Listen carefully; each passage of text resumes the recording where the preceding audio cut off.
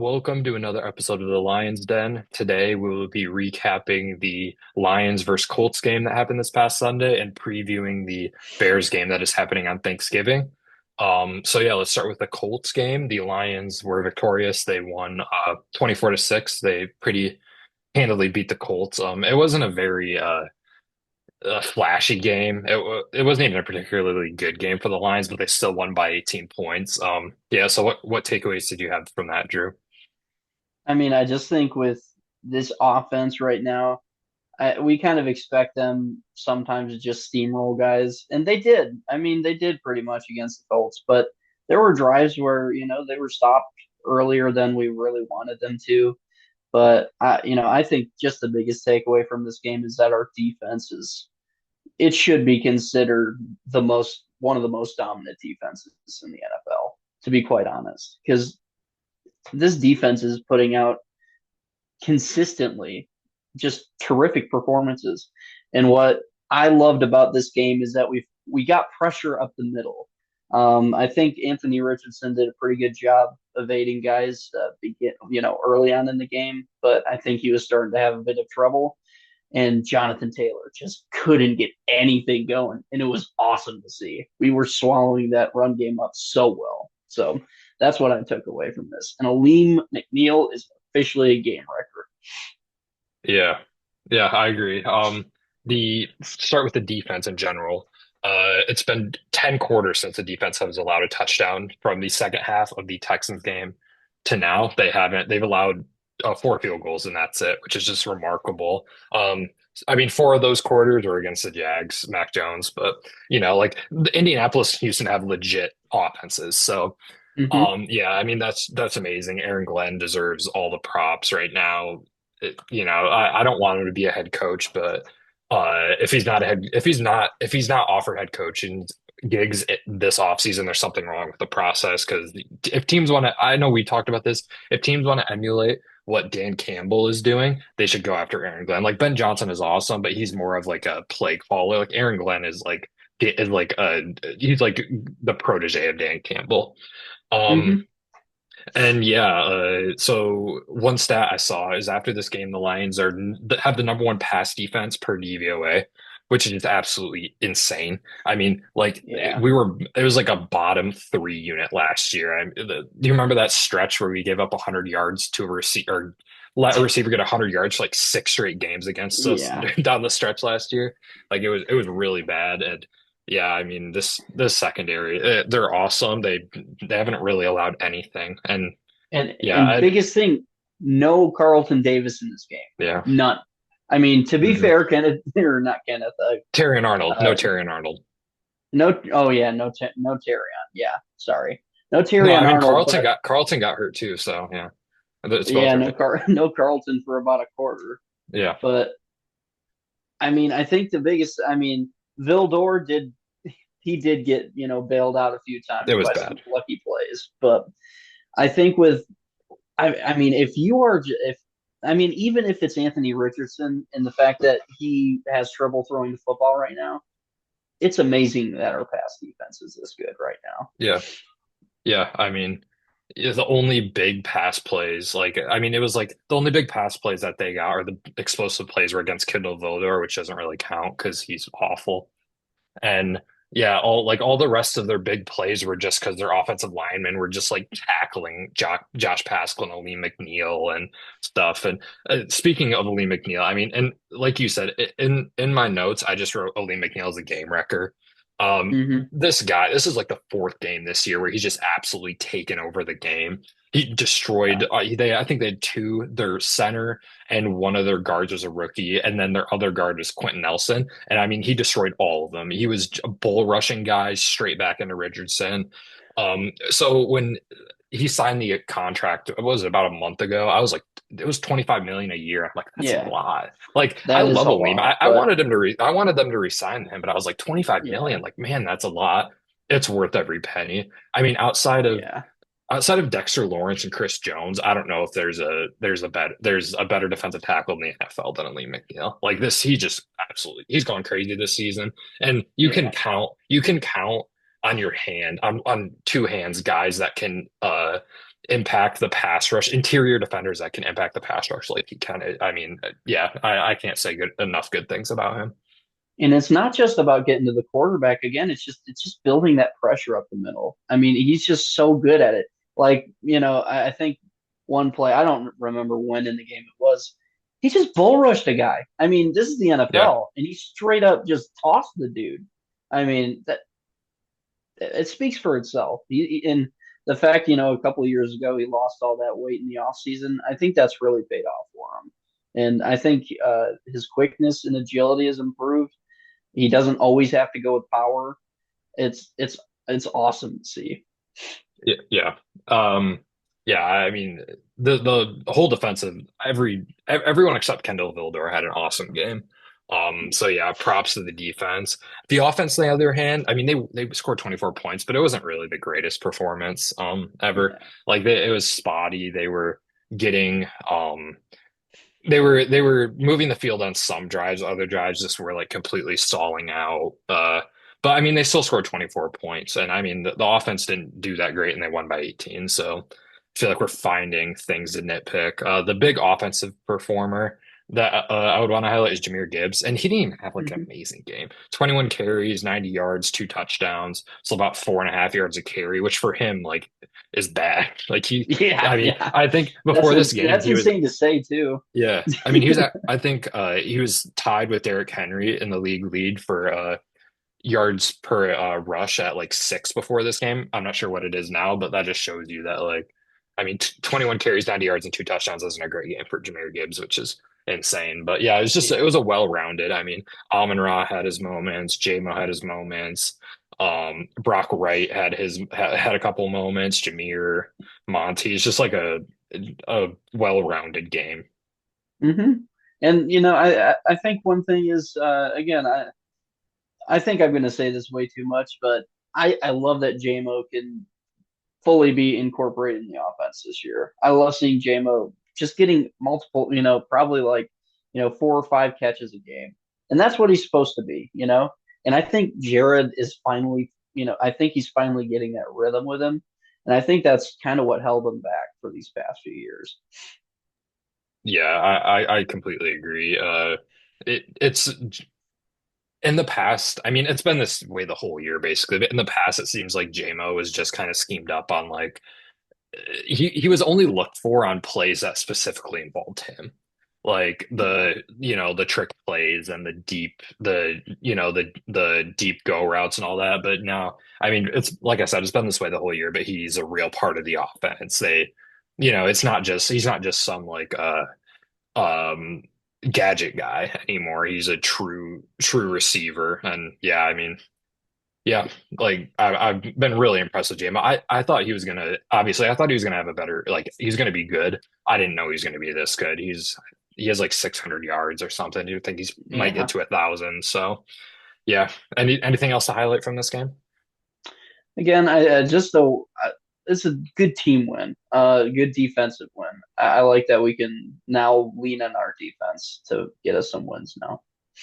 Yeah, I agree. Not much to take from this game. I think not much to nitpick. Just they did what I feel like they kind of expected them to do. Just it was never a game, but it wasn't a complete blowout. It was just a pretty dominant win. Yeah, Unfortunately, the injury bug did bite in this game a lot.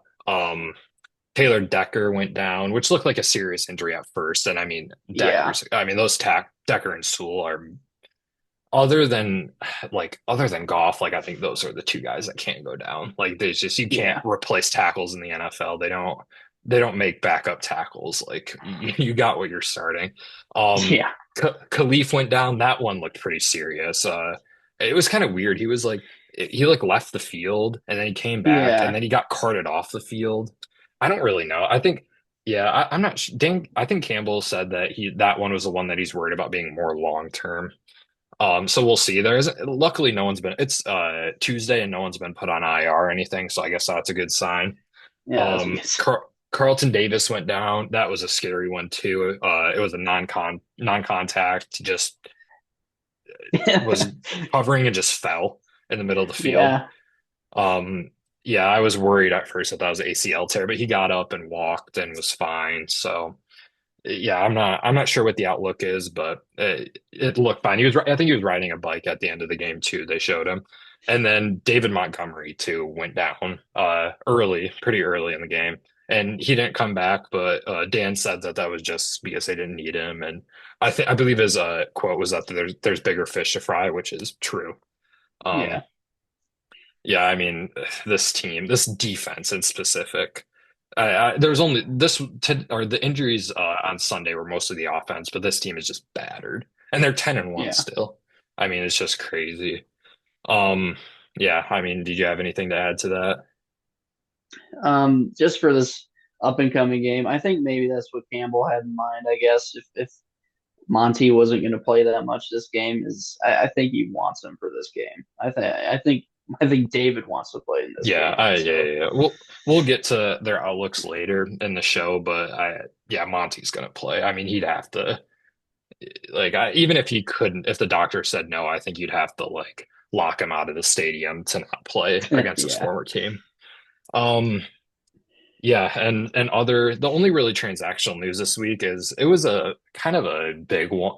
I don't know if it was big. It just happened earlier today, but James Houston was waived. This is a weird one. I mean, I'm not really surprised. I don't really think anyone should be surprised.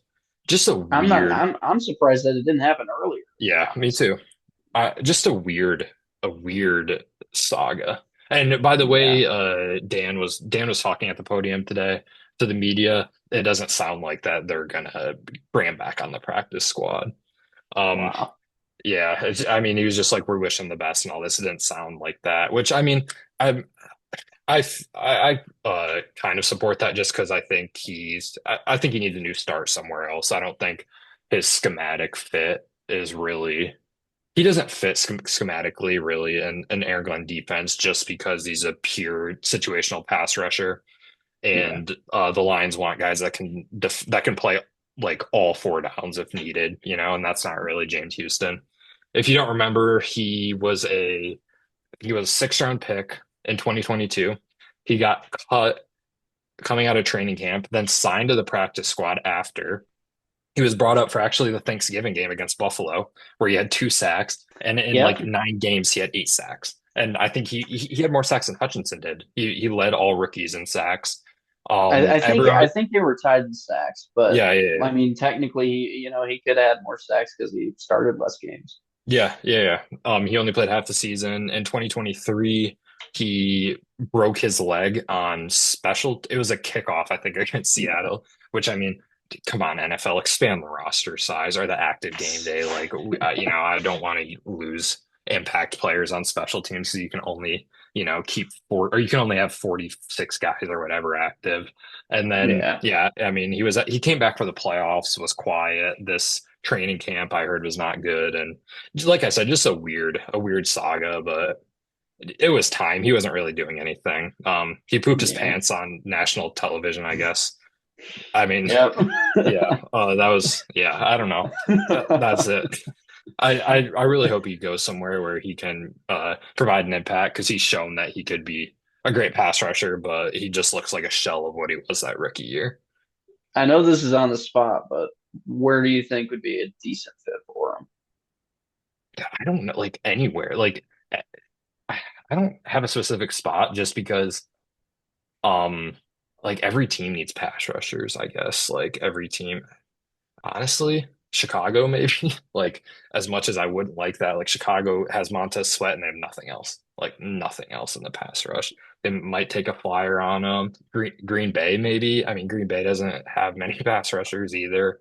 Um, Mm, I don't know. I mean, I'm not really expecting him to do anything significant on any other team, just because, I mean, like you said, the Lions probably gave him a longer leash than he does not deserved, but probably should have had, just because he just didn't look like he did in that rookie year.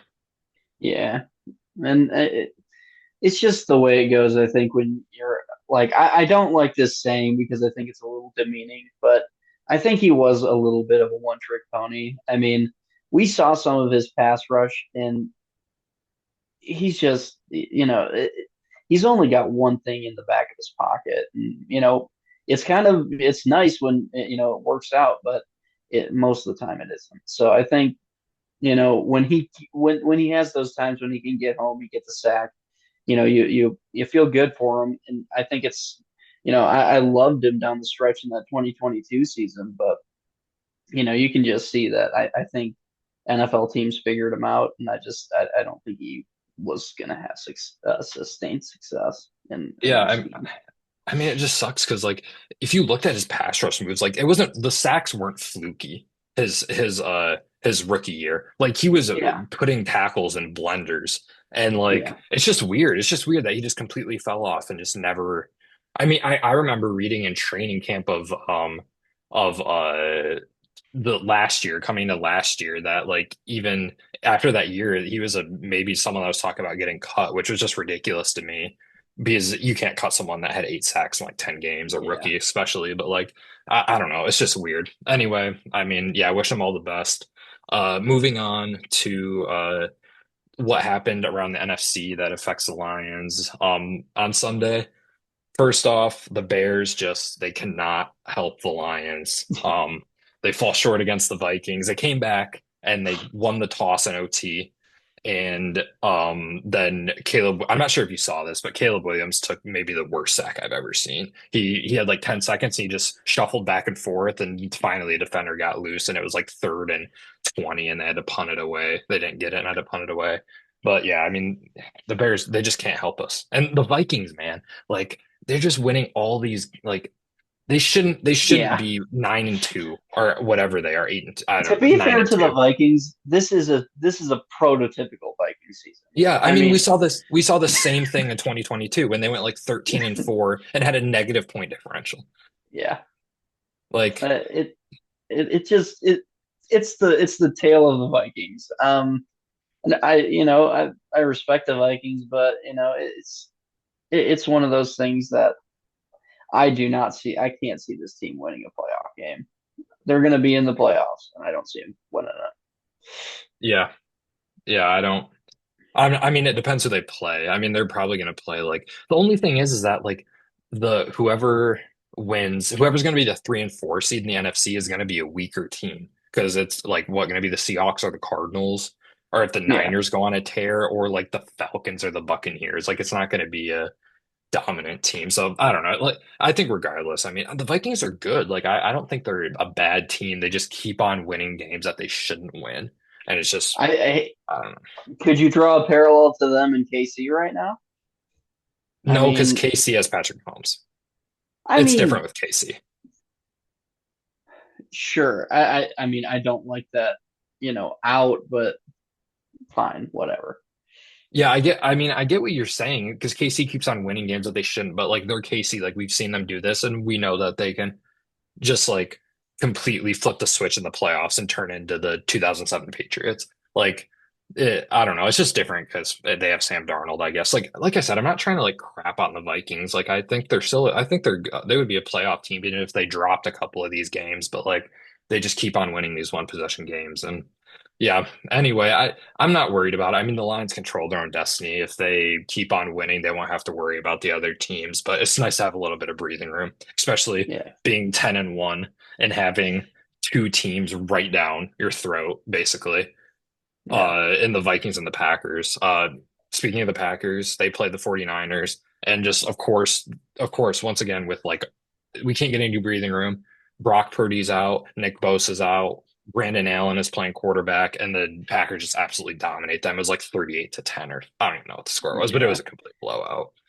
Um, I saw the first part of that game, and I just don't. It's kind of one of those circumstantial winnings. Uh, what can you say? I mean, the Niners had a backup quarterback, and who I've never even heard of, and it you just can't get really in a worse situation than that, especially when you have your star pass rusher and out.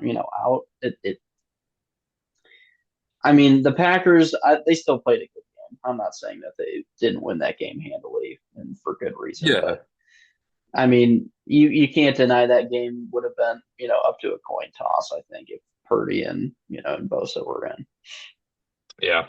Yeah, I think the Packers are better than the Vikings. I'd be much more worried about playing about the Packers potentially catching up or playing them in the playoffs than the Vikings. But yeah, it's For just sure. frustrating that like even like when they had Malik Willis, they went like I don't know if they lost a game with Malik Willis, like the three games they had him. Just I don't know. Yeah, I they mean didn't. like Malik Willis yeah, is 3-0. yeah. Another game, the Eagles beat the Rams pretty handily on Sunday Night Football. That game was like relatively close, and the Eagles just pulled away. Saquon had like 300 yards from scrimmage. Or I didn't watch the game, but I saw the stats afterwards. Um, how scared are you of the Eagles? Um, they're just they remind me of us a little bit. I mean, to be honest, like they beat a Rams team at in LA like very handily. So I mean, you know how I said, last episode I said that I think that the Bills are, I think, our greatest threat in the NFL. Hmm. You could make the case now that, the Eagles are definitely, right up there because, at least for me, because Saquon Barkley is playing at an MVP level. And I don't think I've ever been able to say that about a running back. I mean, maybe Christian McCaffrey, but I don't think I've ever been able to say that. Hold up, hold I up, hold up. legitimately think that a running back could be an MVP. Derrick Henry ran for 2,000 yards. Put some respect on his name. He ran for Well, 2,000 yards. yeah, but I mean, yeah, I mean, in that those times you had Tom Brady. I mean, Yeah, you had Aaron in this Rodgers, format, Lamar Jackson, Patrick Mahomes. You had all those guys. But this yeah, is I a get what you down mean. QB year. I think. Yeah, I mean, not that these guys suck this year, but yeah, I I get what think you mean. this is an opportunity. I think so. I don't know. I mean, when you have a possible MVP candidate at running back, even if he were to be top three, that's insane. Um, I don't know what else to say other than that. I think our defense would have a lot of troubles with that Yeah, offense. I agree. I think that both of these defenses were not good last year, and both of them are top five. I'm not sure. I think the Eagles have a top five defense, I think, according to metrics. But yeah, I think they're really similar. Once Yeah, again, I think I talked about this last week. The biggest parallel or the biggest, I guess, non-parallel, the biggest difference is that I think this team is so much more well coached than the Eagles. yeah, for But I sure. mean, like I think these are the two best rosters in the NFL for sure. And Ooh, yeah, it feels like I mean I mean the Niners have a good roster, but like they're so battered that like it almost doesn't even count, you know. They're missing like yeah, everyone. But yeah, it feels like we're on a collision course for these two teams in the NFC Championship. They seem like the pretty undisputed two best teams in the NFC, in my yeah. opinion. Um, yeah, I mean, we won't have to worry about them until the NFC Championship if we get there. So, assuming that things don't completely barrel, but yeah, I don't Yeah. know. It's interesting because like I don't know, part of me just expects them to start collapsing because of last year. I don't know, but I mean, they look really good. They look really good. They play the Ravens this week though, so maybe the Lions will finally get some help with Yeah, and because that's a big test too. Like I mean I can't wait to see that defense go against, Lamar and that offense. I mean, I think that offense, other than, last night against LA, that offense has kind of been dormant against the Steelers. They were dormant against I think New Orleans. Was it New Orleans? I don't know who they played I don't, against. they lost to the Raiders this year. Like Yeah, the the Raiders. That's who it was. yeah, like Like the their Ravens drive me. lows are low. Yes, yeah, yeah. I think they can beat any team in the NFL, which is scary. But I also think they can lose. They lost to the Raiders. Like it doesn't get any worse than the Raiders. Like Yeah. this year, I don't know. But yeah, I mean, hopefully the Ravens can give us some help, and maybe the Eagles can slow down a little bit.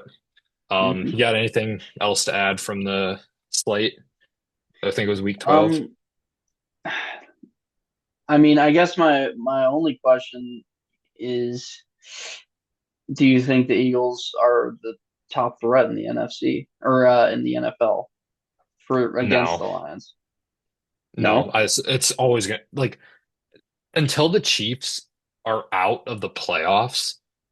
It's always going to be the Chiefs for me. Like, I Mm. don't care how bad they're doing until I mean, they had the worst. That was the worst. Last year was the worst Chiefs, Patrick Mahomes Chiefs team, and it wasn't even close, and they won the freaking Super Bowl. So, like, I don't know. It's just until the Chiefs mathematically aren't a threat, like, it's always going to be the Chiefs for me. And like I said, the Eagles with their coaching, man, like, I don't think Sirianni's that good of a coach, and a lot of the times when it comes down to those really good even teams, the coaching prevails. I mean, you've seen that with the Chiefs and the Niners in those couple Super Bowls. Like Andy Reid is just a better situational coach than Kyle Shanahan. So yeah, I don't know. But I think the Eagles are by far the biggest threat in the NFC. And you think it's the Bills? The Bills are the biggest threat in the NFL? I do just because I think I have a little more faith in Josh Allen right now, to be honest. Not that Patrick Mahomes hasn't had an illustrious career, but I mean, I think this is his year to prove it. And to be Yeah, completely honest, I think this is the best Bills team in the past few years, which is saying something because they had a hugely successful defense, like with Poyer and Simmons and some of those other guys, Micah Hyde. and Hyde, not Simmons. Yeah, yeah, yeah. Jesus, but I just think the Bills are it this year. And Yeah, honestly, I might be a little biased, but if I were to play someone in the Super Bowl, I'd want to play the Bills. I think that'd be a cool matchup. yeah, that would be a cool battle for the first Super Bowl win for each team. Um, yeah, I mean, I can't even remember how the Bills like fared in the regular season in previous years, just because if they were just always a shoe-in to win that division. I mean, ever since Tom Brady left, Yeah, they're just like it's like, oh yeah, the Bills are gonna win the yeah, AFC East, and then my dumbass this year picked the Jets to win, and should have should yeah. have should have stuck with the Bills. Let's just say that. But yeah, I mean, the Bills. I don't know. It's just like I said, I think the Bills are really good, but I mean the Chiefs are their boogeyman. They just can't get past them, and I don't know if that's going to happen this year. Like the Bills are like their personnel, like they lost a lot of players. Like I don't I think they know. should be this That's what good. shocks me about this year. I mean, I think this is probably the best Bills team in a while. And it's not like their roster has like so many big names in it. I just think they all play so well together. I Yeah, think that's what makes or marks a good football team. yeah. I mean, yeah. I think the biggest threats for me are definitely the Bills, Eagles, Chiefs, and then the Ravens, just because that's Lamar Jackson, and we all know what they did to us last year. If you don't, they absolutely clobbered us. It Yeah. was uncharacteristic. We haven't really seen it beat down like that in the other than that in the last two seasons. But yeah, I don't know. I mean, I guess there's still a lot of time left and a lot of time for the seeding to play out. But the Lions can clinch the playoffs, which is insane. I'm Hmm. not sure if you saw that. Wait, this week? Yes, they can clinch it this week. I think Jeez. Oh my gosh. we can, Buffalo and Kansas City can. We need some help, but I mean, it's just, the team already has 10 wins. Like they could lose every game and they're still making the playoffs. Like a 10-win team isn't That's missing the playoffs. insane. Yeah, it's crazy. All right, moving on. Speaking of this week, it is Bears week. It is Thanksgiving week. As a Lions fan, um, I just associate Thanksgiving with the Lions. I mean, the Yeah. Lions haven't won in 7 years on Thanksgiving, but still, I mean, I wake up in Thanksgiving morning and just can't wait for the Lions to play. And I love Thanksgiving because they play at 12:30, so we get football a half hour earlier. Which Yes. when you're waiting, I know it doesn't seem like a lot, but when you wake up and you're waiting for the games, it is a lot. That Yeah. clock moves slow when you're waiting for 1 o'clock. Um, like I said, the Lions haven't won in 7 years. They beat Minnesota in 2016. Last time they won was 2016. Uh, Pretty crazy. Hopefully this is the year they can change it. Vegas certainly thinks this is the year they're going to change it. The Lions are 10 and Yeah. a half point favorites. That's a lot. Like Chicago is like they're not a good team. Like, But but I mean, they're we've had close games with them. yeah. I mean, I mean, yeah. I mean, it's hard to even compare this because of the different quarterbacks, like the Justin Fields teams. But like, I don't. I mean, the Bears they're 4-7. They're not good, but it's not like a Jaguars kind of Titans kind of team. yeah. Like. I don't know. I think that spread is a little too big for what I would make it, but I mean Vegas always knows, so I guess that's a good thing for us. Yeah. I I think I remember the last time the Lions won a Thanksgiving play or a Thanksgiving game, and I think I remember I was just listening to it, and I haven't heard that. I haven't heard that since. And I thought that was a shoe-in victory last year, Yeah, but Jordan Love was it really just bad. That was a game that Jordan Love turned it around. yeah. Jordan Love was That not good whole before that Packers game. team turned it around that Yeah. game. Yeah. Cam first play of the game, Cam Sutton gave up a like 50-yard catch to Christian Watson. That's Um, the only time I've ever picked up the Detroit Lions on waivers for fantasy football on their yeah. defense, and I'm not doing it again. So Yeah, it wasn't good. But this team is better than last year, and this Bears team isn't as good as that Packers team. So hopefully we get a win. The Bears, as much as I'm just saying the spread is too much, this team has kind of been imploding. They started the season 4-2.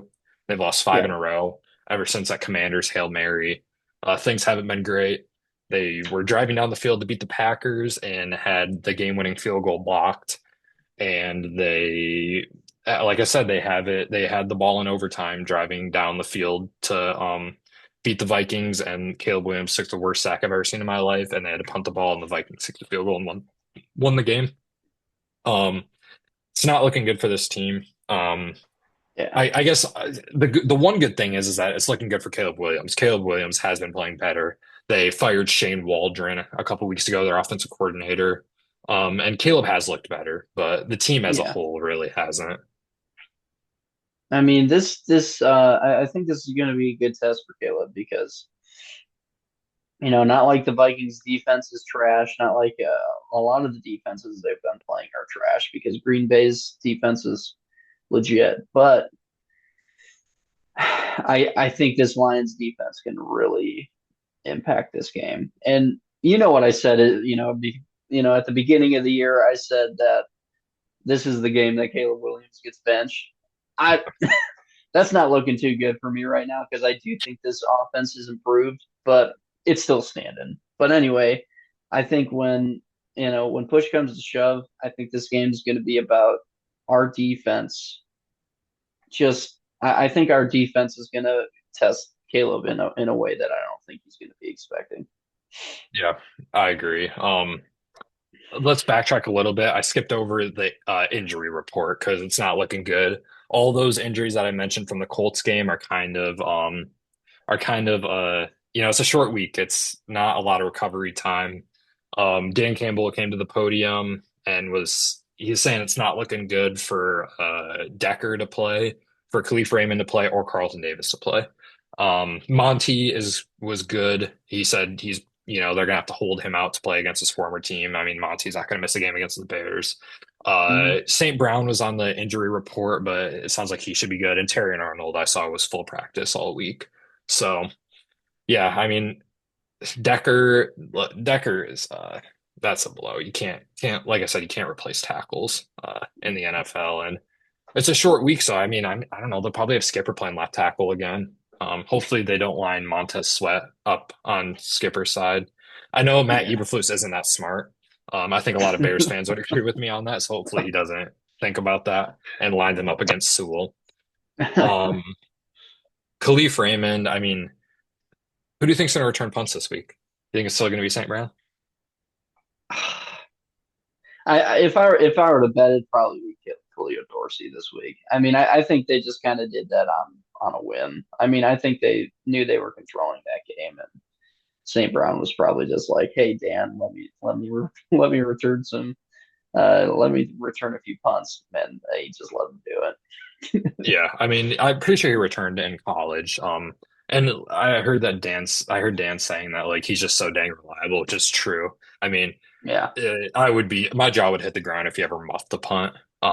yeah, Yeah, I mean, he has as sure hands as you'll ever see. I actually saw that JMO was trying to get Dan to put him in, and Dan didn't, which I understand because JMO's so he's been pretty injury prone in yeah. his NFL time, and he's not a big guy, but oh man, JMO I returning want to. punts. Oh my Yeah. gosh. Yeah, like we shouldn't do that. It's too late in the season. This team is battered, but I man, want I to see mean, him like, turn up on that yeah, sideline, the man. the devil on my shoulder is just like put JMO back there and let him house like three punts. Um, I mean, that could be his only like official like 40-yard dash in the NFL because he yeah, didn't get one true, at the true. combine. Yeah. Um, yeah, and then Carlton Davis is another huge one. Terry Arnold's going to play. Like I said, there's no injury reports yet, nothing to go off of, but it doesn't sound like Davis is going to play. And I just don't want to I don't want to trot. Sorry, I had a little lapse there. Don't want to trot Kindle Vildor out for another game, especially against these Bears receivers. I mean, DJ Moore, Romo Dunze, Keenan Allen, like God help us, please. Yeah.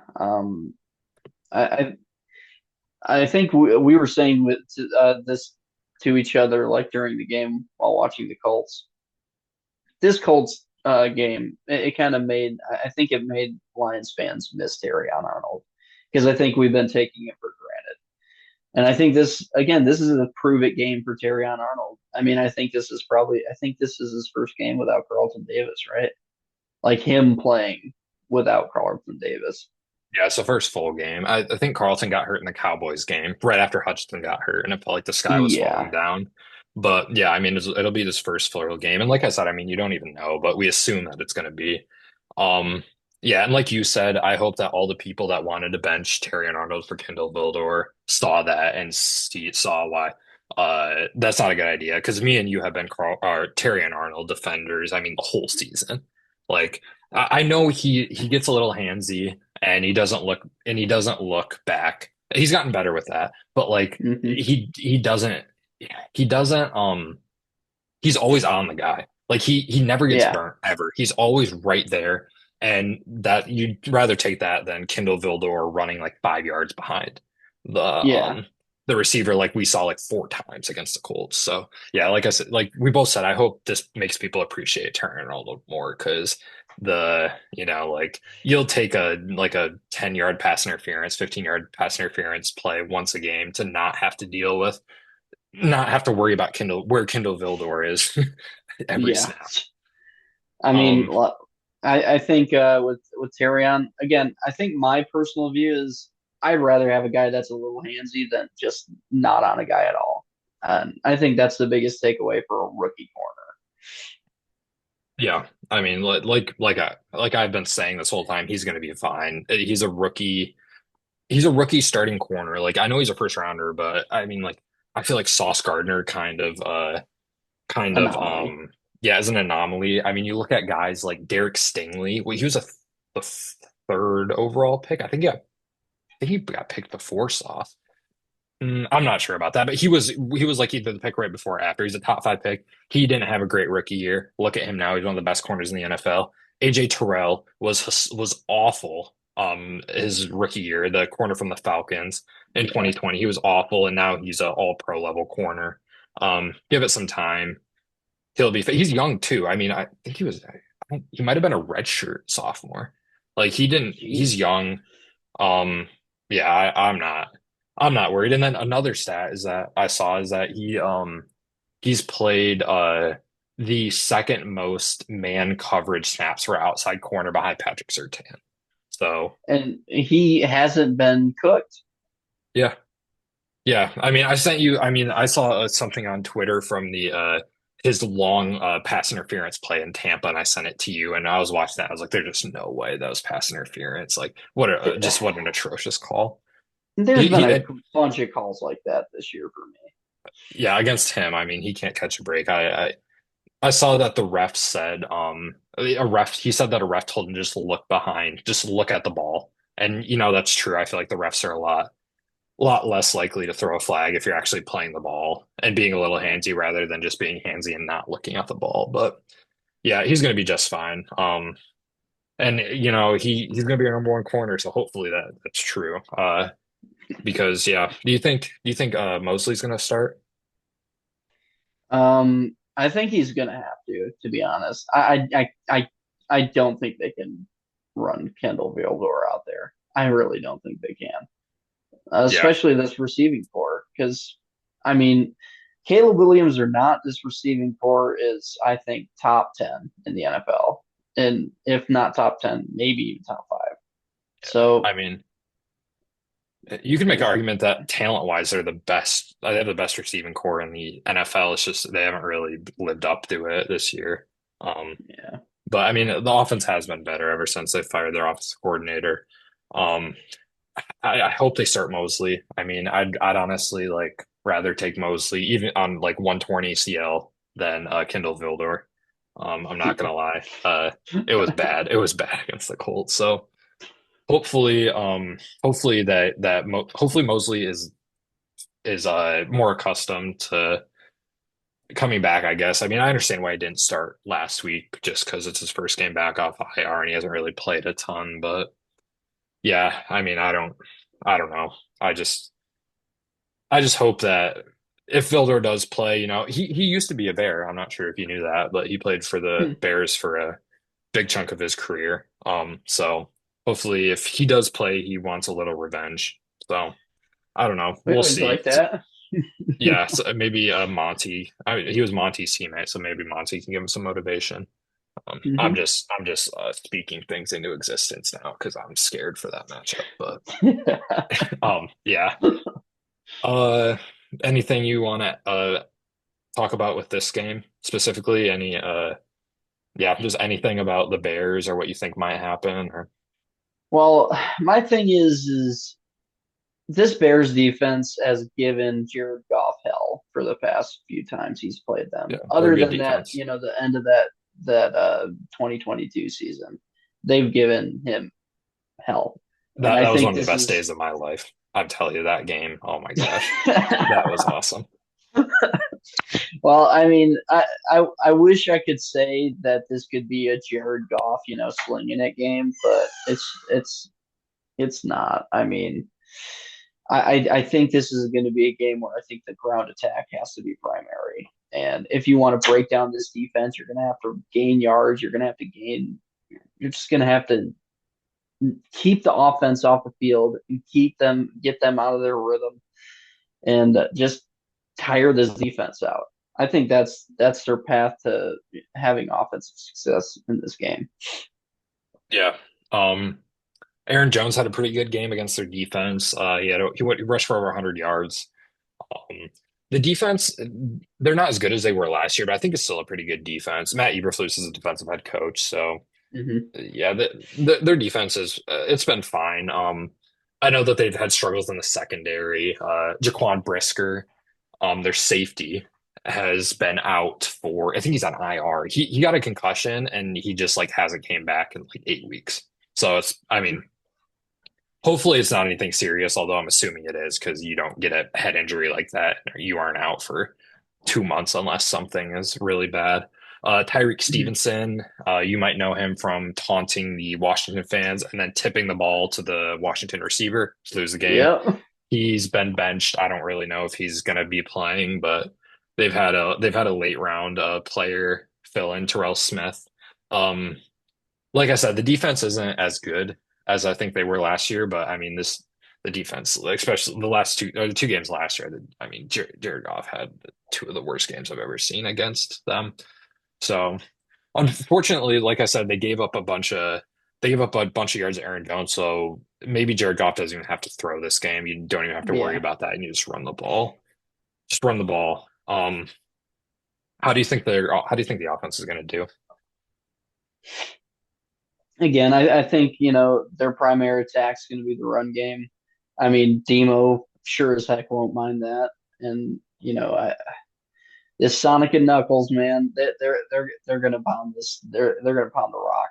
Like, um, this is going to be a Jared Goff game where I think he's going to get completions, but I think they're going to really run off of the play action if they're really going to have success. I think they're going to run off the play action because this defense is going to be broken down by the run. So I just think yeah, I would expect run heavy in this game for sure. Yeah. Um, Yeah, we're gonna do keys to the game, and my key is to put put Caleb Williams in tough positions. He's been playing hero ball lately, and I mean, like he doesn't have a lot of help. I think if you stop the rushing game, like the Bears, they have an okay rushing game, I guess. DeAndre Swift, I mean, we all know that he's just an average back. Like, he'll make a good play and then he'll run straight into the to an offensive lineman's back. Um, Yeah. and Roshan Johnson, their other running back, hasn't been that good. I don't think the Lions have much problem stopping them. And then um, getting to the quarterback. The Bears' offensive line Mhm. is bad. It is bad. I'm looking at their splits for sacks allowed. I mean, they allowed 7 sacks to the Texans in week 2. In week 8, they allowed here, where is it? I'm not sure which week it was, but they allowed 9 sacks against the Patriots. Nine, which is Jeez. absolutely crazy.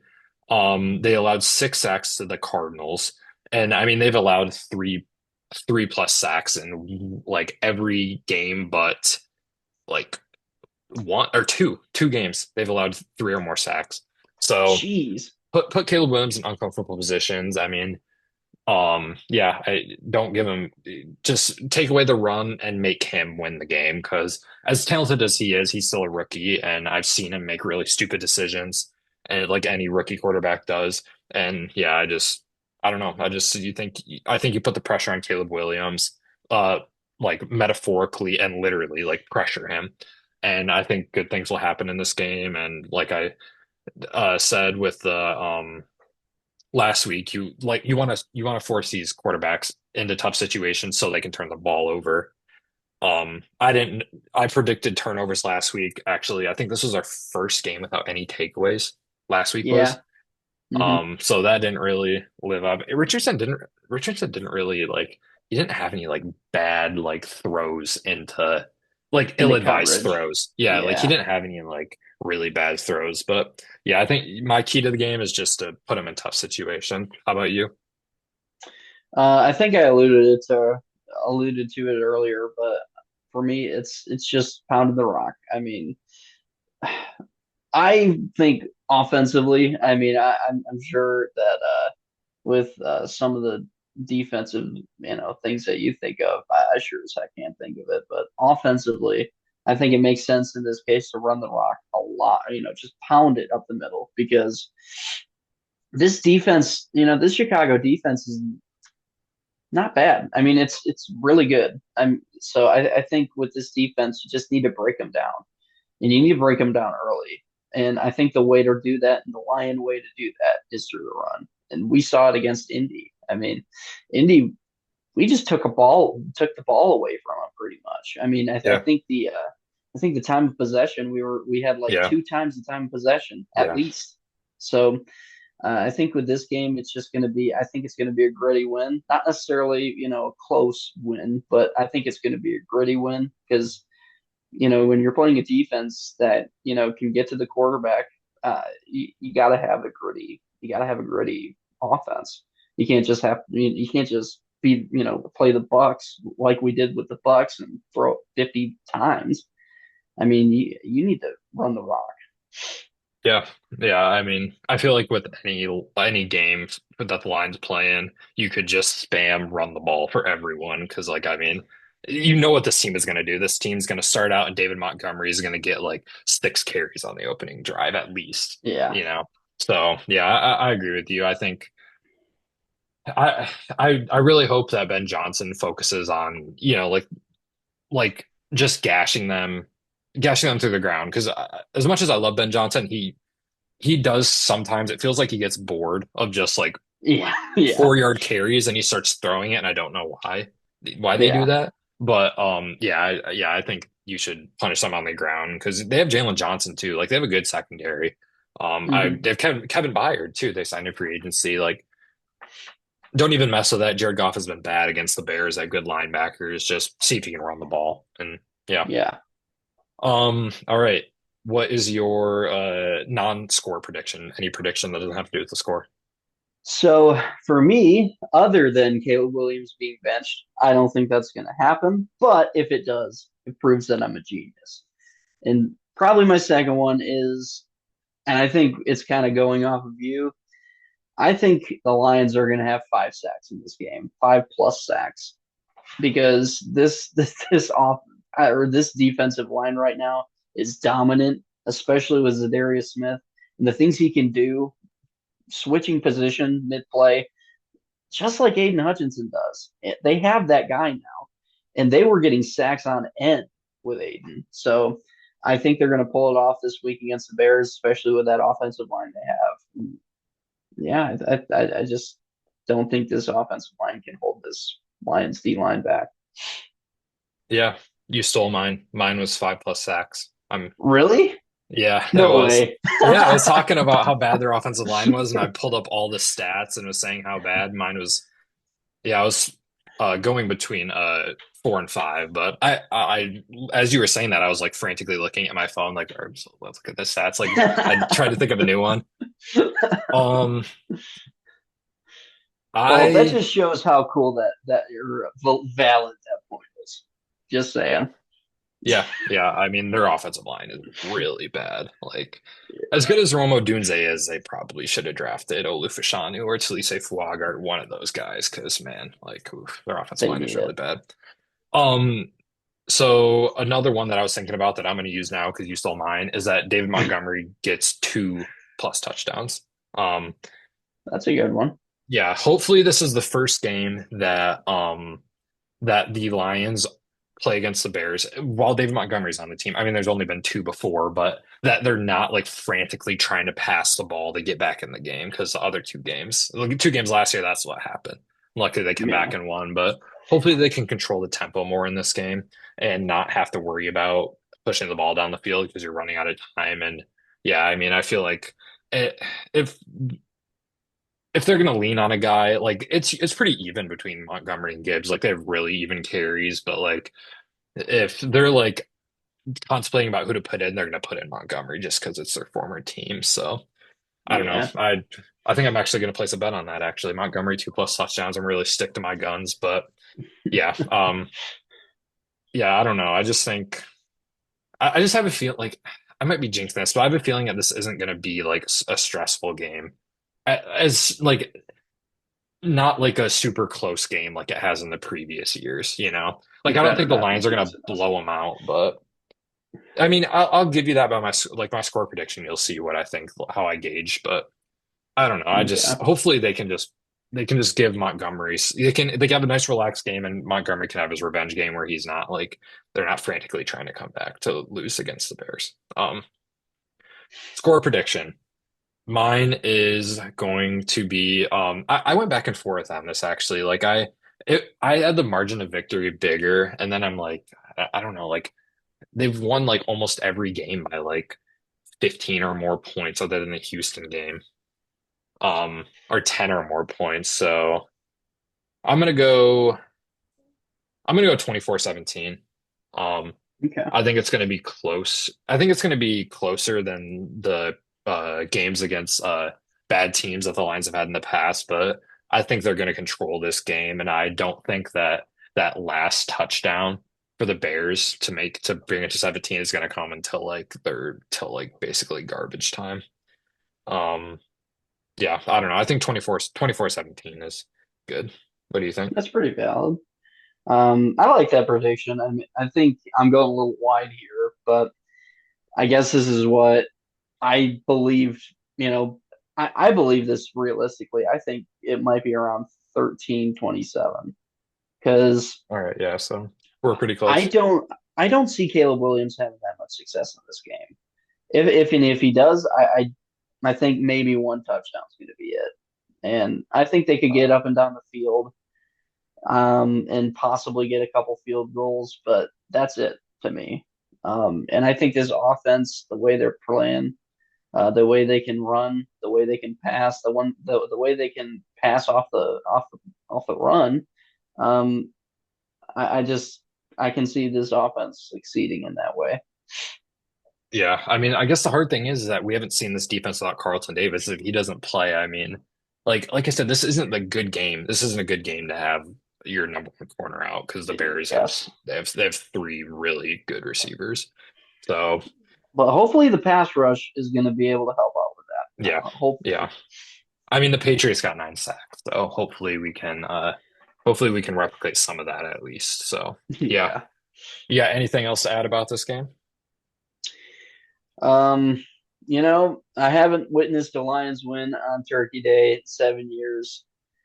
I have a feeling it's gonna come back in fashion. Yep. Yeah, I can picture Jared Goff eating a turducken right now. And hopefully my Thanksgiving won't be ruined because like I said, I love Lions Thanksgivings, but like after they lose, like even during the Patricia era when they were super bad and I knew they were going to lose, like man, that just ruins the day. Like hopefully they win so I can just enjoy my Thanksgiving with my family, you know? Yes, Because usually it yes. doesn't happen that way. Usually my family members don't really talk to me on Thanksgiving because I'm so mad about the Lions losing. But but yeah, hopefully they turn it around. Yeah, I mean the Lions have been breaking a lot of streaks this year. They beat Mhm. like I think it was the Titans. They beat them for the first time.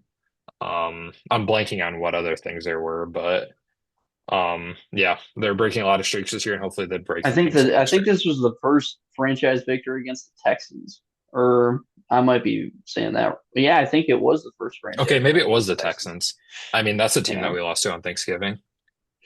So yeah, I don't know. Hopefully they win. I mean, yeah, hopefully.